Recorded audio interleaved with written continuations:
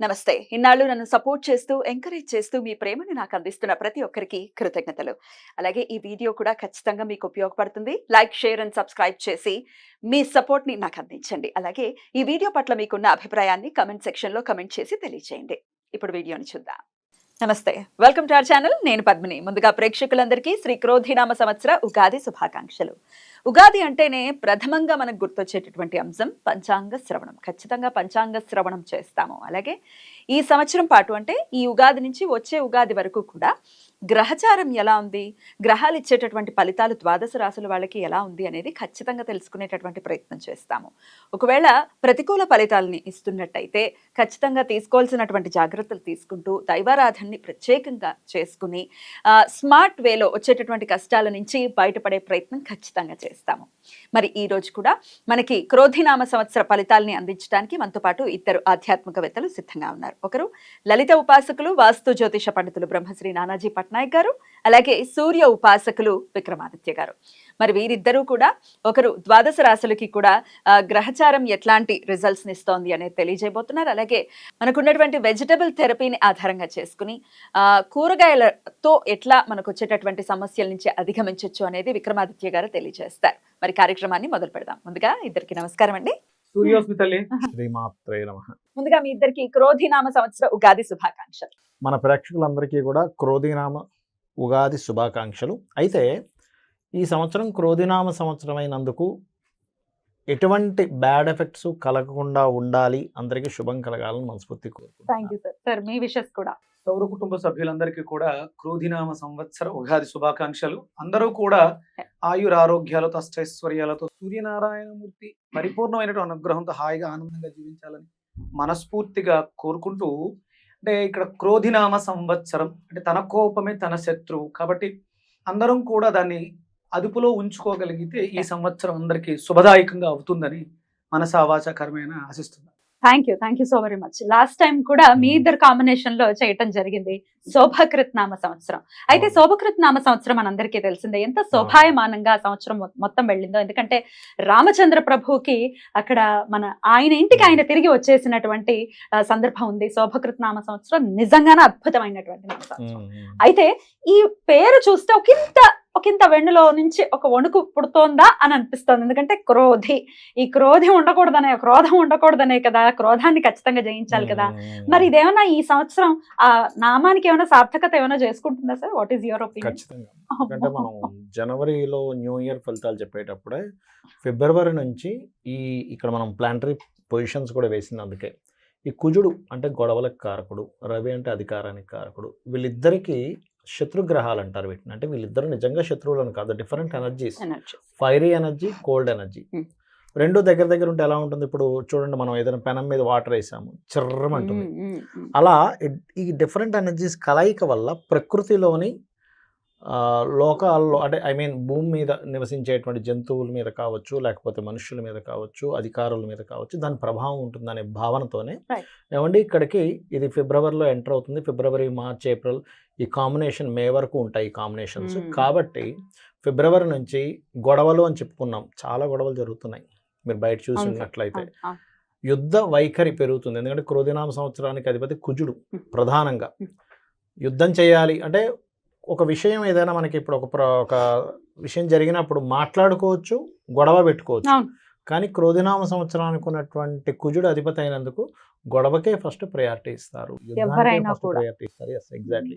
మీరు గమనించినట్లయితే చూడండి, ఇక్కడ ఇప్పుడు అంటే శుక్రుడు మనం ఇక్కడ వేసాం, బట్ ఇక్కడ తిరుగుతాడు, సంవత్సరం మొత్తంలో మారిపోతుంటాడని మనం వేయలేదు. పర్టికులర్గా మనం కుజుడిని, రవిని ఎందుకు వేసామంటే ఈ కలయిక ఉందని.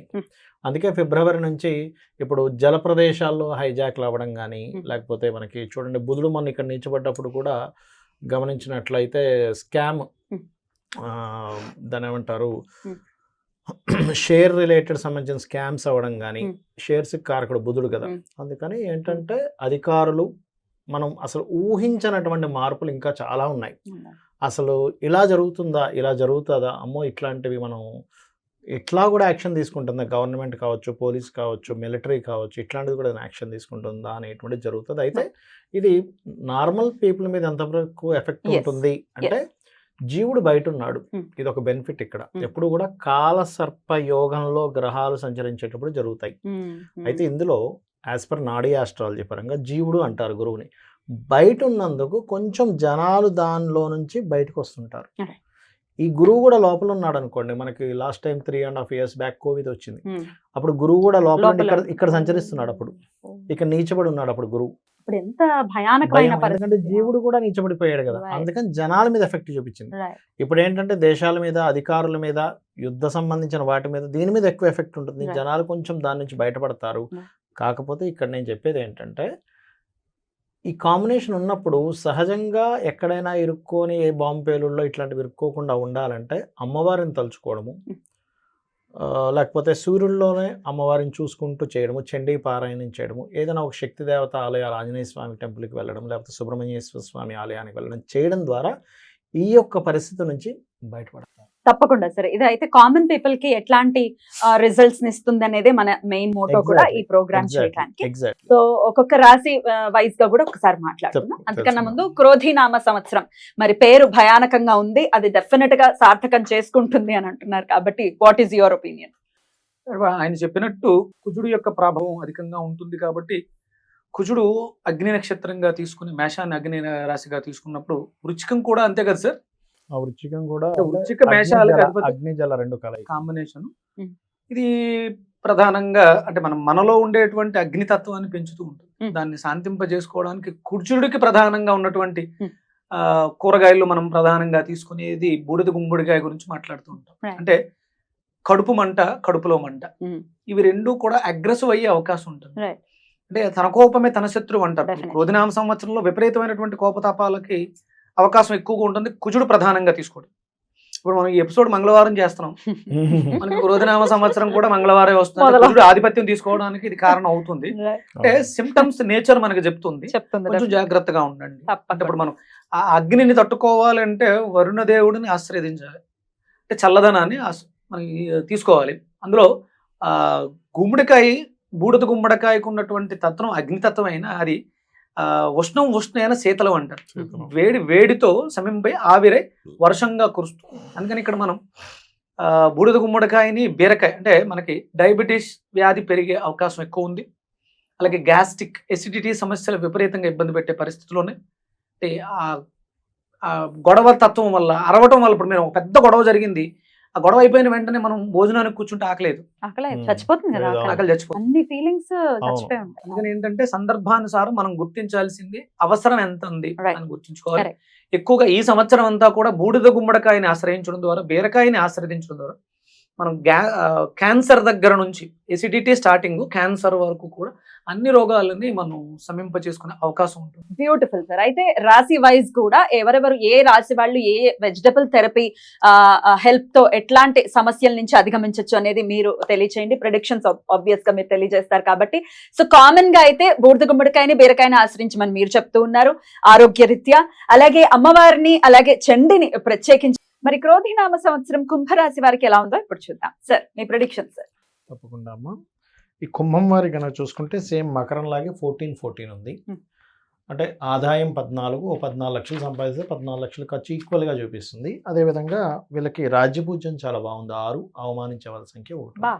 So no need to worry. అయితే ఇక్కడ వీళ్ళు చేసుకోవాల్సింది ఏంటంటే ఖర్చు ఒకటి తగ్గించుకోవాలి. ఏలినాడు శని ఒకటి రాశిలో సంచరిస్తుంది. ఒకటి ఈ ఏలినాడు శని సంచరిస్తుంది. ఇప్పుడు ప్రజెంట్ ఉన్న కండిషన్లో శని కుజులు ఇక్కడ సంచరిస్తున్నారు కాబట్టి మదర్ విషయంలో జాగ్రత్తగా ఉండాలి. కుంభం వారు మీరు గమనించవచ్చు. మీరు కుంభరాశి వారు మదర్ ఎట్లా ఉందంటే ఒక 15 days నుంచి అని చెప్తే వాళ్ళే చెప్తారు వెరీ క్లియర్గా. మదర్ కారకుడు చంద్రుడు ఇక్కడ ఉన్నాడు, దాని మీద శని కుజుల ట్రాన్సిట్ ఖచ్చితంగా ఇబ్బంది ఉంటుంది, జాగ్రత్తగా ఉండాలి. మెంటల్గా కూడా కొంచెం స్ట్రెస్ అవుతుంటారు. బట్ ఇవేవి నేను ఒకటే చెప్తాను, ఇవి వస్తుంటాయి కానీ దానికి పరిహారం కూడా 100% ఉంటుంది. అది కూడా ఏదో లక్షలు వేలు ఖర్చు పెట్టాల్సిన అవసరం లేకుండా కేవలం అమ్మవారి ఆరాధనతో సెట్ అవుతుందని చెప్తున్నాను నేను. నేను ప్రిడిక్షన్ చెప్పాలి, రెమెడీ కూడా చెప్పాలి. Definitely sir. సో వీళ్ళకి ఖర్చులు తగ్గాలి అంటే ఫస్ట్ ఆఫ్ ఆల్ వీళ్ళు చేయాల్సింది నువ్వులు దానంగా ఇస్తే ఖర్చులు తగ్గుతాయి. ఇక డూస్ డోంట్స్ ఏమిటి ఇక్కడ చూసుకున్నట్లయితే, ఒకటి పూర్వీకుల ఆస్తులకు సంబంధించినటువంటి విషయంలో కొంత జాగ్రత్తగా ఉండాలి. పర్టికులర్గా because of 8th house Ketu, అది కూడా భూతత్వ రాశి, అది ఆ విషయంలో కొంచెం జాగ్రత్తగా ఉండాలి. సహజంగా ఇప్పుడు చూడండి అమ్మ, లేడీస్కి అది వాళ్ళకి ఈ మెన్షువల్ రిలేటెడ్ సంబంధించినవి అటువంటివి కొంచెం ఇస్తుంటుంది. ఇబ్బంది ఉంటుందా ఆ, సార్? కొంచెం ఉమ్. ఉంటుంది. ఉమ్. బట్ గురువు వృశ్చిక రాశిని చూస్తున్నాడు కాబట్టి ఇక్కడ 10,000 చూస్తున్నాడు కాబట్టి కంట్రోల్ చేస్తాడు. సో అదొకటి. అండ్ అట్లాగే ఇంకోటి ఏంటంటే ఇక్కడ వీళ్ళు పర్టికులర్గా ప్రాపర్టీ, వీళ్ళు ఏదైనా ప్రాపర్టీ తీసుకునేటప్పుడు కూడా కొంత జాగ్రత్తగా ఉండాలి. పూర్వీకుల తాతగారి ఆస్తికి సంబంధించిన విషయంలో తొందరపడి నిర్ణయాలు తీసుకోకూడదు. ఇవి మెయిన్గా మేజర్గా జాగ్రత్తలు పడాలి. విదేశీ యోగం ఇస్తాడు ఇక్కడ సహజంగా. ఒక మంచి ఏమిటి ఇక్కడ అని చెప్పి చూసుకుంటే, ఒకటి విదేశీ యోగం కలుగుతుంది బికాజ్ ఆఫ్ ధనస్థానంలో రాహు వచ్చాడు కాబట్టి. ఉద్యోగం 100% వస్తుంది. అంటే ఎప్పటి నుంచో నేను సెటిల్ అవ్వలేకపోతున్నాను, నాకు ఉద్యోగం రావట్లేదు, ఎన్ని సంవత్సరాలుగా ఉద్యోగం రావట్లేదు, 100% ఈ సంవత్సరం వీళ్ళు ఆశ పెట్టుకోవచ్చు. Because of double transit is in 10th house మీద పడింది. సో ఇది ఒకటి ఉంది. కాకపోతే ఈ లగ్నంలో శనుండి కుజులు ట్రాన్సిట్ అయ్యి రవి ట్రాన్సిట్ అవ్వడం వల్ల ఈ మధ్య కొంచెం స్ట్రెస్ అయ్యారు, బాగా చెప్పుకోవాలి వీళ్ళకి చెప్పాలంటే. అయితే ఇక్కడ ఫైనాన్షియల్ గ్రోత్ అయితే విదేశీ సంబంధంగా పెరుగుతుంది. కొంచెం ప్రాపర్టీ తీసుకునేటప్పుడు కొద్దిగా చూసుకోవాలి. ఎందుకంటే గురువు 4లో ఉన్నాడు అనుకుంటాం, కానీ ఎప్పుడు కూడా గురువు ఉన్న ప్రదేశం కంటే చూసే ప్రదేశాన్ని బాగా యాక్టివ్ చేస్తాడు. ఓకే. అది కూడా పాప అయినప్పుడు, పర్టికులర్గా శుభుడైనప్పుడు వేరు. మళ్ళీ ఈ లగ్నానికి పాపి కదా గురువు, అందుకని ఉన్న ప్రదేశాన్ని యాక్టివేట్ ఎప్పుడు చేయడు. ఉన్న ప్రదేశం మీద స్ట్రెస్ ఇస్తాడు. అంటే ఏదో ఇల్లు కొనేసుకుందాం హడావిడిగా డబ్బులు పెట్టేసి రాంగ్ ప్లేస్ లో కొనడం, ఎక్కువ పెట్టి కొనేసుకోవడం, వచ్చిన జీతానికి సంబంధం లేకుండా ఉంటుంది, దాన్ని తప్పించుకోలేక ఇట్లాంటివి ఇస్తాడు ఎప్పుడు కూడా గురువు. ఆ రకంగా ఇస్తాడు. కానీ అదే గురువు ఇక్కడ ఎప్పుడైతే చూస్తున్నాడో ఖచ్చితంగా కెరియర్లో మంచి గ్రోత్ ఇస్తాడు, కొత్త ఉద్యోగ అవకాశాలు ఇస్తాడు, ఇట్లాంటివి ఉంటాయి. హోమ్ లోన్స్ కూడా ఇస్తాడు ఇక్కడ గురువు ఉన్నప్పుడు. మారిపోతే మళ్ళీ లోన్స్ రానివ్వడం తొందరగా. సో అదొకటి మెయిన్గా చూసుకోవాలి. అండ్ మే లోపల ఏదైనా క్షేత్ర దర్శనాలు చేయడం ద్వారా కూడా మంచి ఫలితాలు ఉంటాయి. అండ్ సంతానము, షేర్ మార్కెటింగ్ విషయాల్లో కొంత జాగ్రత్తగా ఉండాలి. బికాజ్ ఆఫ్ మనం కేవలం ఇది ఒకటే చూస్తాం, బట్ దీన్ని ఈ రాశి కూడా కంట్రోల్ చేస్తుంటుంది. ఎప్పుడు ఈ 2 రాసుల్లో ఉండే గ్రహాలు కనెక్టివిటీ పెట్టుకుంటాయి. 2 బుధ రాసులే కదా, కాబట్టి ఈ 2 రాసులు, ఈ 2 రాసులు, ఈ 2 అట్లా కనెక్టివిటీస్ ఉంటాయి. ఇలాగే రివర్స్ లో కూడా ఇక్కడ ఉండే గ్రహాలు, ఇందాక మనం మాట్లాడుకున్నప్పుడు ఇక్కడ ఉండే గ్రహం కనెక్టివిటీ ఉందండి అని చెప్పుకున్నాం. కింద కూడా ఉంటాయి. ఈ రెండు కాదు, ఇట్లా మళ్ళీ ఇక్కడికి వస్తారు. సో అందుకని కొంచెం షేర్ మార్కెటింగ్, పంచమంలో షేర్ మార్కెట్ ఉంటుంది. కేతు ఉన్నప్పుడు ఏం చేస్తారంటే 5-8 కారకులు కాబట్టి షేర్ మార్కెట్లో తొందరపాటు పడి నిర్ణయాలు తీసుకోకూడదు. సంతాన విషయంలో కొంచెం జాగ్రత్తగా ఉంటే సరిపోతుంది. అండ్ వివాహ యోగం అనేటువంటిది ఈ సంవత్సరం మే లోపల చూపిస్తుంది, లేదు అంటే మళ్ళీ సెప్టెంబర్ మిడిల్ నుంచి చూపిస్తుంది. చూసుకుంటే ముఖ్యంగా ఆస్తులు కొనుగోలు అమ్మడాల విషయంలో, ముఖ్యంగా తాతగారి ఆస్తి విషయంలో ప్రధానంగా జాగ్రత్త తీసుకుంటే వీరికి సరిపోతుందని చెప్పొచ్చు. అయితే వీళ్ళు ఎక్కువగా చేయవలసినటువంటి దేవత ఆరాధన ఏమిటి చూసుకున్నట్లయితే, పర్టికులర్గా వీళ్ళు బుధవారాలు ఉలవలు దానంగా ఇవ్వడము, శనివారాలు నువ్వులు దానంగా ఇవ్వడం మంచి ఫలితాలు ఇస్తుంది. నామస్మరణ కనుక చూసుకున్నట్లయితే లలితా సహస్రనామాల్లో ముఖ్యంగా శ్రీమాత్రే నమః చేసుకుంటుండాలి. ఎందుకంటే సంతానం విషయంలో ఒకటి చెప్పాము. అండ్ అదేవిధంగా కామేశ్వర ముఖాలోక కల్పిత శ్రీ గణేశ్వర అండ్ ఓం మాధవాయ నమః అనే నామస్మరణ బ్రహ్మాండంగా పనిచేస్తుంది వీరికి. అయితే నేను చెప్పేది ఒకటే, గ్రహస్థితులు ఎలాగున్నా మీరు వర్రీ అవ్వకూడదు ఎప్పుడు కూడా. ఇది మన కర్మ వల్ల వచ్చింది, కానీ అమ్మని పట్టుకున్నామా అన్నీ క్లియర్ అవుతాయి అనేది ఒక్కటి ఫిక్స్ అవ్వాలి మైండ్లో. అనుకోవడం వేరే, ఫిక్స్ అవ్వడం వేరే. నేను అమ్మవారిని నేను పట్టుకున్నాను, నాకు అన్నీ ఆయనే చూసుకుంటాడు. ఇప్పుడు విక్రమాదిత్య గారు ఉన్నారు, నేను సూర్యభగవాన్ని పట్టుకున్నాను, అన్నీ చూసుకుంటాడు అని అనుకున్నాడు. అట్లా నేను అనేది. వీళ్ళకి వాతం ప్రధానంగా ఇబ్బంది పెడుతూ ఉంటుందమ్మా. వాయు సంబంధమైనటువంటి సమస్య ఎక్కువ ఇబ్బంది పెడుతుంది కాబట్టి గురుగారు చెప్పిన దాని ప్రకారం చూస్తే పొట్లకాయ ప్రధానంగా కారకత్వాన్ని వహిస్తూ ఉంది. పొట్లకాయ, నిమ్మకాయ అంటే వ్యయ స్థానాన్ని కూడా చూపిస్తుంది కాబట్టి పొట్లకాయ, నిమ్మకాయ, దొండకాయలు ప్రధానంగా తీసుకోవాల్సినటువంటి వెజిటేబుల్స్. అది అష్టమ స్థానంలో కేతు అండి గురుగారు, అష్టమ కేతు దాని ప్రభావం. అందుకని కొంచెం లివర్కి సంబంధించిన సమస్యలు ఇబ్బంది పెట్టే పరిస్థితి కనిపిస్తుంది. అందుకని వ్యాధిపతికి సంబంధించినటువంటి నిమ్మకాయని పంచమానికి సంబంధించి చంద్రుడు కుంభం 2, 3, 4, 5, 6 షష్టమ స్థానం రోగస్థానం వాతానికి సంబంధించి ఉన్నది కాబట్టి పొట్లకాయ, నిమ్మకాయ, దొండకాయలు ఈ 3 కాంబినేషన్ లో తీసుకోవడం ఒకటి. మ్మ్. వంకాయ బీరకాయ మీకు గురుడు యొక్క ఆస్పెక్ట్ ఉన్న స్థానాన్ని కాకుండా దృష్టి స్థానం మీద ఎఫెక్ట్ ఇస్తాడు అంటున్నారు కాబట్టి గురుగారు చెప్పిన దాని ప్రకారం వంకాయని బీరకాయని కలిపి కాంబినేషన్. ఒకవేళ ఈ జాతకుల్లో ఎవరికైనా క్యాన్సర్ రిలేటెడ్ ప్రాబ్లమ్స్ ఉంటే భయపడక్కర్లేదు.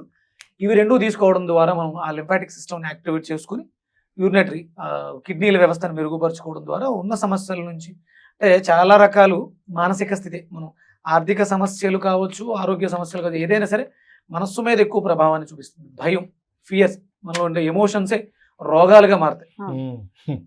ఆ ఎమోషన్స్ ని మనం ఈ కూరగాయల ద్వారా అదుపులో పెట్టుకోవడం ద్వారా మన జాతకంలో ఉండేటువంటి దోషాలను కూడా అధిగమించి ఉద్యోగపరంగా కానీ చాలా సంతోషం, కంపల్సరీ వృత్తి దొరుకుతుంది అని చెప్పేసి చెప్పడం జరిగింది. సెటిల్ అవుతారు ఈ సంవత్సరం. హ్యాపీగా సెటిల్ అయిపోవడానికి ఇంకొంచెం ఎక్కువ అవకాశం ఏర్పడుతుంది.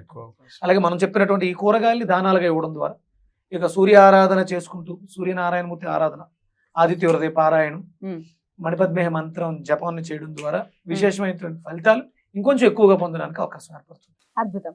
సో క్రోధినామ సంవత్సరం కుంభరాశి వారికి చాలా అద్భుతమైనటువంటి ఫలితాలు ఇవ్వాలని మనస్ఫూర్తిగా కోరుకుంటూ ఇక నెక్స్ట్ ఎపిసోడ్ లో ఫైనల్ గా మీనరాశి గురించి తెలుసుకుందాం. Thank you so much sir. నమస్తే. సూర్య